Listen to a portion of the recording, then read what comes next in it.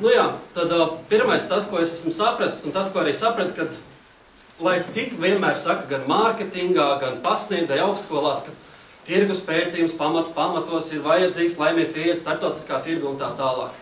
No sākuma man likās, ka tas ir tā triviāli, galvenokārt, jā, es zinu, kas tas ir par produktu, es zinu, kā viņu attīstīt, es zinu, ka ir patērētājs un aiziet tirgu. Spēra pirmos soļus saprat, nē, kaut kas nav kārtībā. Kaut ko laikam līdz galam nesaprotu.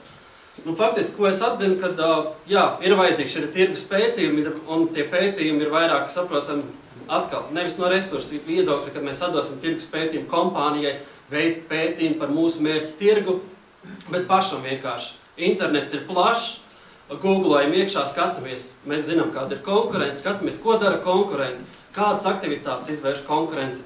Ir Twitters, kur konkurenti parasti lepojas, mums ir 100 000 klients apkalpots, mēs esam tur dabūjuši tādu un tādu tirgus daļu.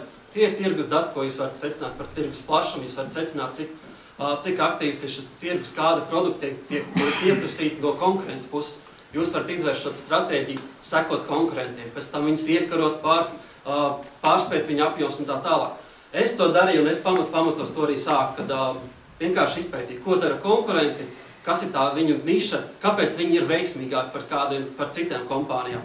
Un tad man radās lielāka un lielāka skaidrība par šo nozari, ko es esmu izvēlējies un to produktu, kas ir atsevišķos jomās, valstīs vai segmentos šie produkti, kas ir tas pieprasījums īstais.